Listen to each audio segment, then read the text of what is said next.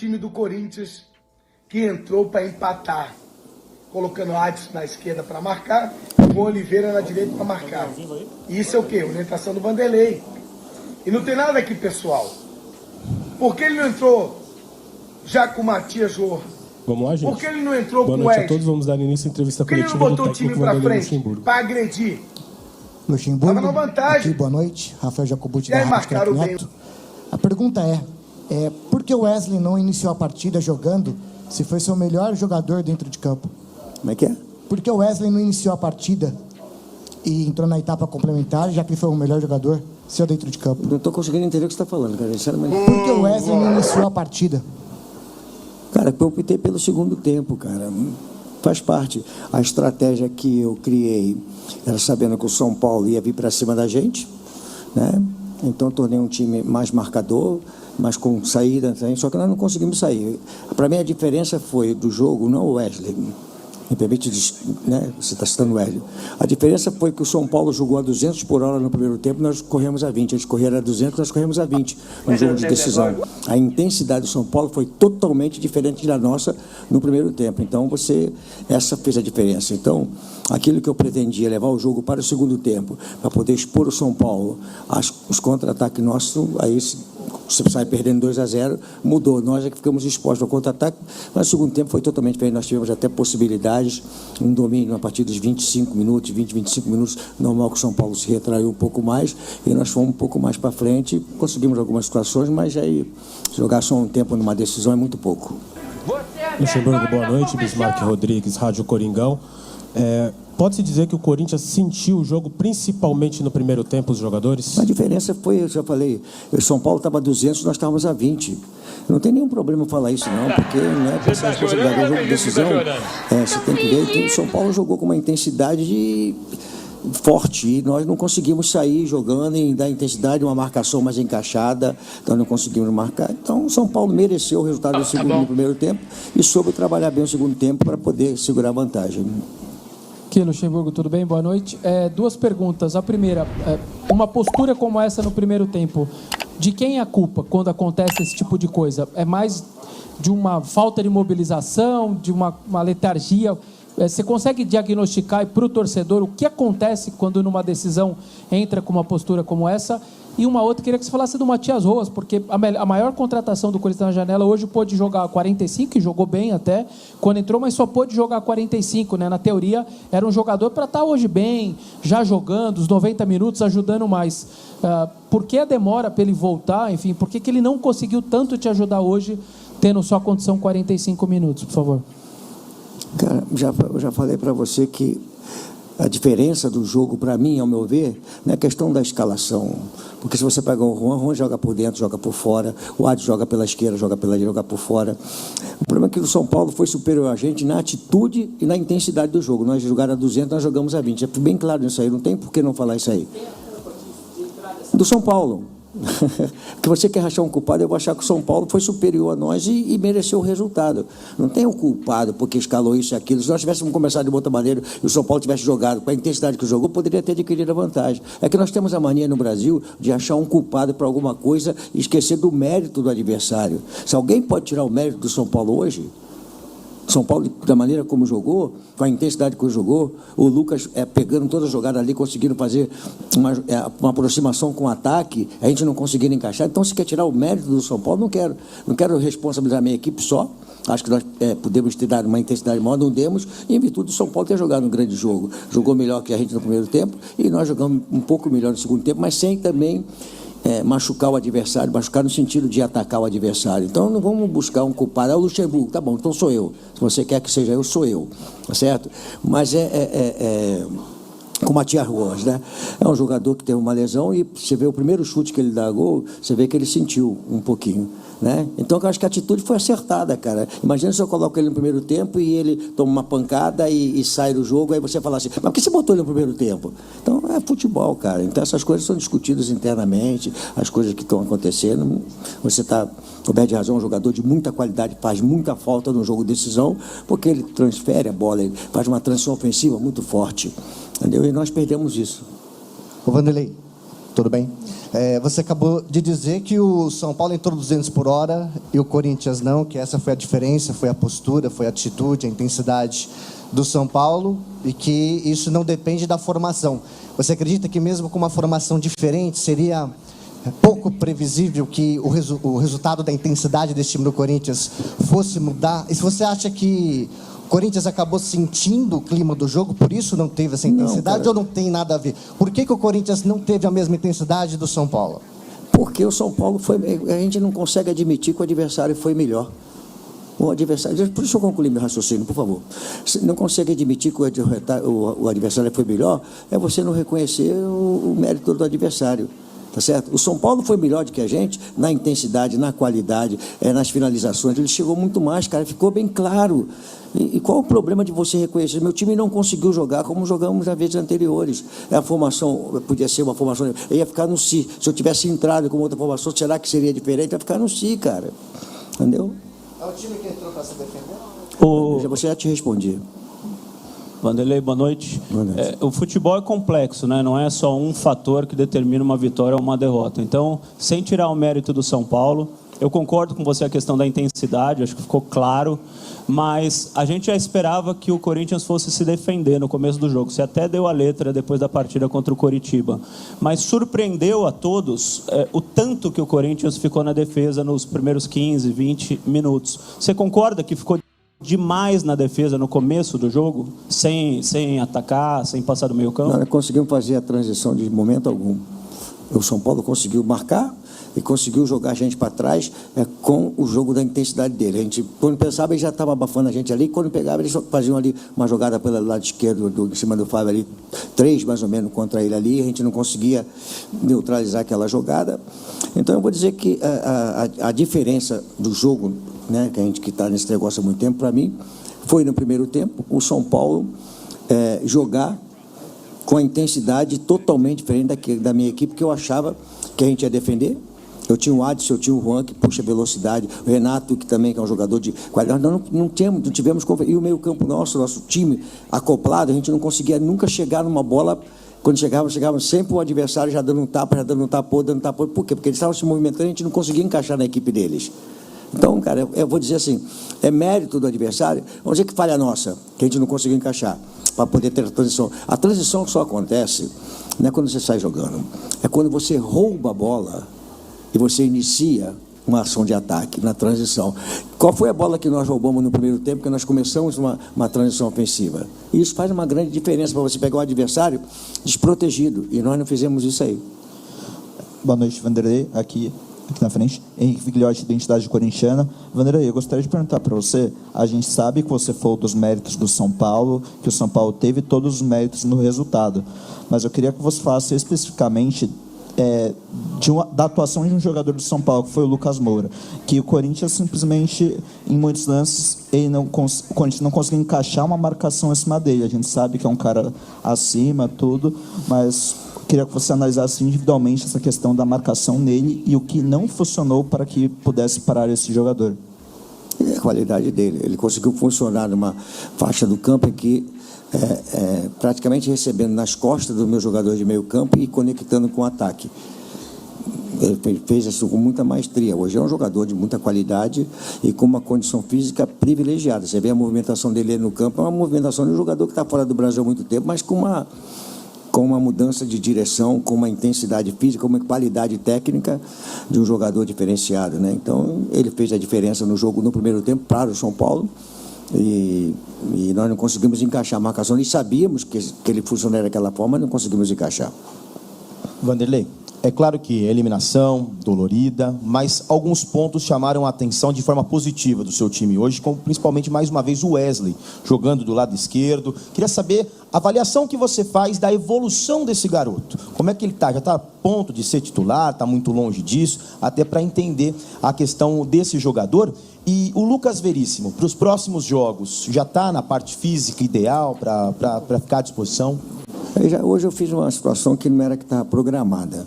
Como eu comecei com o Bruno Mendes, eu não quis ficar só com um zagueiro no banco, que era o caso do Caetano, que de repente podia precisar de uma necessidade qualquer. Então eu falei, meu filho, não era o que eu queria, mas estava programado um jogo treino amanhã, para ele estar preparado no final de semana, jogar, já está com a gente, está programado, né? E o outro, o Wesley, né? O Wesley é um jogador que eu vejo um potencial nele muito grande, mas as tomadas de decisão ainda deles são um pouco equivocadas. Tem hora que ele é para ele, por exemplo, eu quero que ele faça gol. Eu quero que ele faça gol, ele tem que acostumar com gol. Uma jogada do Renato, que o Renato entrou pela direita, ele tinha que fechar. E ele continua aberto. Ele tem que perceber isso dentro do jogo de futebol. Ele é um jogador de muita qualidade, mas tem que perceber que quando o Renato já chegou ali, não adianta ficar aberto na ponta esquerda. Ele tem que fechar. E a bola cortou a pequena área ali. Né? Ela passou cruzada ali. Então, quer dizer, isso é uma coisa que ele vai pegar. Agora, que ele está evoluindo, você não tem a dúvida que ele está evoluindo. Esse jogo agora, no passado, mesmo ele fazendo aquele gol contra o Curitiba, mas você pode ver que depois do gol ele toma algumas decisões equivocadas, não volta para preencher espaço, né? Esse jogo ele já foi um pouco mais, também tomou algumas decisões ainda que não é aquele, mas é um jogador que eu vejo assim ele com um futuro brilhante, a partir do momento que ele suportar mais a parte física, que ele passar mais afogado dentro do jogo, mais abafado, fadiga, ele suportar ir para frente, para trás, para puxar a jogada, que ele é um jogador que no 1 contra 1, até 2 contra 1 ele consegue. Então eu acho assim, entrou bem, mas ainda falta alguma coisa, mas ele é um jogador que promete muito. Lucha, aqui, Vinícius Lúcio, central do Timão. Derrota nunca é bom, mas traz aprendizados, né, Lucha? Qual lição que o elenco do Corinthians leva hoje na bagagem, pensando no outro mata-mata da temporada, que é a Copa Sul-Americana? A derrota, ela tem que doer. Se ela não doer, não aconteceu nada, né? Então o vestiário está mudo, está murcho, normal, né? Tá doendo. Mas eu fui muito sincero para vocês, né? Nós chegamos na Copa do Brasil, ninguém imaginasse que nós chegássemos numa semifinal, nós conseguimos chegar. Mas eu tenho a preocupação minha de nós conseguirmos caminhar numa coisa que eu acho fundamental para o Corinthians, é o Campeonato Brasileiro. Já falei desde o início, é o Campeonato Brasileiro. Nós perdemos uma classificação agora para a final, então nós não podemos tirar o mérito dos jogadores que chegaram a essa disputa de semifinal. Temos a Sul-Americana, que nós podemos agora, tendo mais espaço para trabalhar, focarmos um pouco mais nela, já tinha focado já de uma maneira de dividir no elenco, agora focamos um pouco mais e crescemos no Campeonato Brasileiro. Infelizmente não deu para a gente poder avançar na Copa do Brasil, e eu vou dar os méritos ao São Paulo, que jogou um grande jogo de futebol hoje. Vanderlei, boa noite. Bruno Faria, da Rádio CBN. Há alguns dias você disse que o Corinthians não tinha elenco para disputar 3 campeonatos. E começou a promover alguns rodízios entre os jogadores.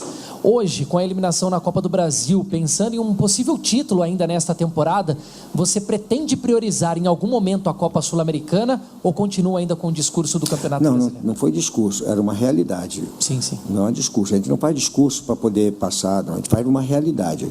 Eu tinha um grupo de jogadores jovens que precisavam de amadurecer. A pergunta anterior sobre o Wesley, né? Sobre o Juan, que ninguém sabia do Juan, sobre outros jogadores que nós começamos a colocar. O que aconteceu com eles? Cresceram na competição sul-americana, quando nós saímos da Libertadores. E nós saímos da Libertadores, não podemos esquecer o jogo contra o Del Valle, que nós fomos lá e não conseguimos encaixar, né? Tivemos uma situação que colocou a gente contra o Argentino Júnior, que nós fomos lá e colocou ainda na competição, depois fomos com o Del Valle, e eu falei o seguinte, que nós tínhamos um elenco ainda que jogadores que a gente não via ainda, mas a própria competição amadureceu. Então a gente tem condições de seguir na Sul-Americana, mas eu continuo achando que a responsabilidade e a prioridade nossa continua sendo o Campeonato Brasileiro. Boa noite, Luxemburgo. No domingo, depois da vitória do Curitiba, você falava da confiança do time, a confiança se manifestando em lances, por exemplo, um toque de bola, um passe que quebra linhas em certos momentos da partida.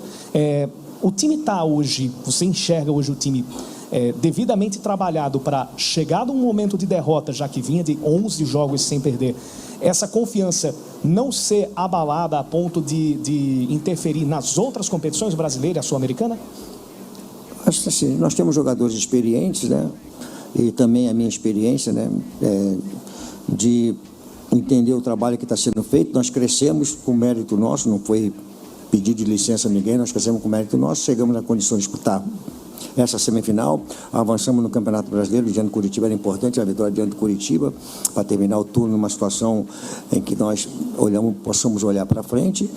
E eu vejo que a gente tem que continuar o trabalho, a gente vai falar sobre isso, né? Vamos conversar sobre isso aí, porque não podemos esquecer um momento muito ruim e um crescimento nosso dentro da competição. nos 11 jogos, com qualidade, não foi uma coisa que aconteceu por acaso, com qualidade. Então a gente tem que deixar essa coisa dar continuidade, não podemos esquecer das coisas boas que aconteceram, né? Vanderlei, boa noite. Eu queria saber quais características que o Fausto Vera te dava que fizeram que você pensasse nele para o jogo de hoje e não no Moscardo. Cara, me desculpa, meu amigo. O Moscardo, você viu o jogo contra o Curitiba? Cara, ele está totalmente fora de sintonia, rapaz. Para um jogador que ficou parado. A gente tem que parar com essa coisa sabe? Eu não sou nem um menino no futebol. Pô, eu lancei o Moscardo porque ele tem qualidade. Você acha que eu não colocaria ele se ele tivesse condições de poder jogar? Será que eu não coloquei porque eu sou um cara que... Pô, eu não coloquei porque eu coloquei ele para ver contra o Curitiba, para ver como é que ele estava. Você viu quantos lances equivocados para um jogador que está totalmente fora da condição de jogo, né? Condição física, não, condição de jogo, de fazer uma jogada, de virar, de encontrar a frente, cara. Então, o jogo decisivo. Aí você começa o jogo, vamos dizer a cobrança, com o Gabriel, com o Matias, 2 jogadores que vinham de parado, uma intensidade, já que o São Paulo colocou isso dentro do jogo. Me desculpa, sabe?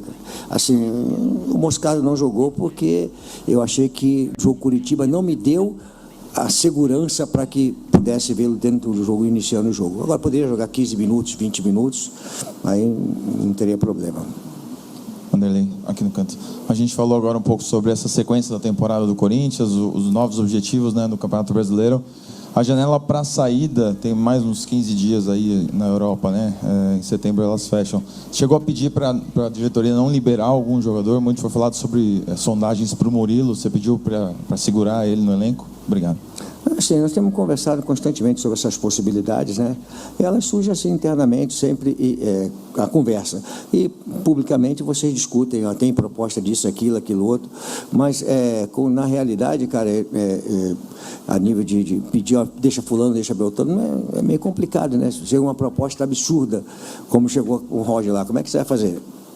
Entendeu? Então, acho que tem que deixar as coisas acontecerem para, na hora que chegar, a gente poder conversar. Luxemburgo, Ed Carlos da Rádio Litoral News. Eu queria que você falasse um pouquinho da chegada aqui. O elenco chegou um pouquinho depois, teve vidro quebrado, a equipe entrou um pouquinho depois para aquecer. Se isso mudou alguma coisa no planejamento da chegada aqui? Nada a ver. Não vamos transferir para isso a nossa derrota. Nada a ver. O jogador tem que estar preparado para esses desconfortos que acontecem em situações de chegar no estádio e fazer. Eu não acho legal isso, não é necessário isso, porque o São Paulo ganhou, não foi por causa da pedrada do ônibus ou porque nós atrasamos. O São Paulo ganhou porque jogou muito mais do que a gente. É isso que é futebol. Não adianta você falar agora foi porque nós jogamos, porque a pedrada assustou. Não teve nada a ver de assustar. Pega aqui, pega ali. Aí eu vou falar para você aqui. Será que nós ganhamos do Santos quando viemos, que não podemos descer do hotel lá? E nós ganhamos do Santos na vida. Então, quer dizer, eu não vou transferir para isso aí. Faz parte do jogo. E o São Paulo jogou dentro do campo de jogo melhor do que a gente e mereceu ganhar. Luciano, boa noite. Quando você fala que o São Paulo jogou melhor, a impressão que me dá é de que há uma aceitação com relação a isso. Queria saber se uma aceitação com relação a esse resultado e de que o Corinthians entende que o São Paulo de fato é melhor. Qual que é o teu sentimento? É de aceitação mesmo nesse momento? Não, não é permite, Pedro. É uma tentação, cara. Não é... A tentação... De aceitar, de entender que aceitou o resultado. Não tem nada a ver, cara. Assim, São Paulo foi melhor do que a gente no jogo de hoje. Ele jogou melhor do que a gente. Nós não podemos falar para frente que o São Paulo é melhor. O São Paulo foi superior, a gente já falei isso no primeiro tempo. Foi melhor no primeiro tempo, foi superior na intensidade, nas atitudes, na qualidade. Jogou mais do que a gente. Nós jogamos no segundo tempo melhor, mas não foi da maneira como nós já jogamos algumas outras vezes. Lucha, aqui, boa noite.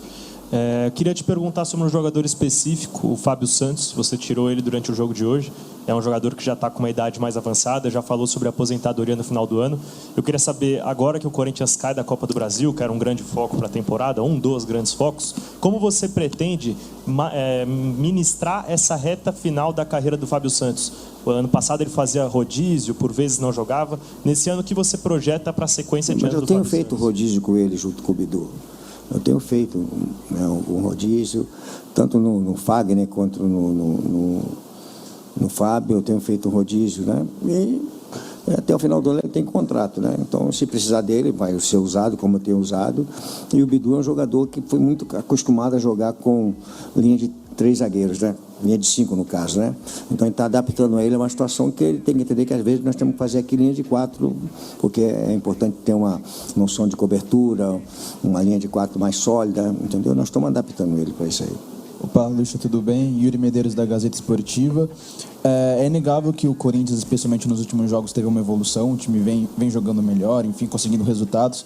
Mas me parece que o time ainda toma gols que parecem evitáveis, né? Hoje, especialmente o segundo gol contra o Inter, me pareceu também gols evitáveis, com falha de posicionamento, comunicação. Eu queria saber se você, por um acaso, vê hoje a defesa como uma prioridade no seu trabalho, de melhorar essas movimentações, enfim. E ainda nessa linha, se a escolha pelo Bruno Mendes hoje foi pensando mais na parte defensiva também, por ele ser mais defensivo em relação ao Fagner. Obrigado. Vamos cair naquela discussão de novo, né, cara? De repente, num jogo, eu vou ver tanta coisa ruim, né? Aí, de novo, vamos cair naquele negócio de defesa. Cara, é complicado isso aí, né? Da análise, assim, muito do jogo só. Né? Porque a defesa, que não tomamos 2 gols, o que faltou? Faltou a gente estar melhor posicionado do jogador de São Paulo, de repente falhar e não finalizar, né? Então a gente vai cair naquele negócio de sempre que a gente vem discutindo há algum tempo. Discutindo não, debatendo, né? Obrigado, professor. Obrigado. Uma boa noite para todos aí.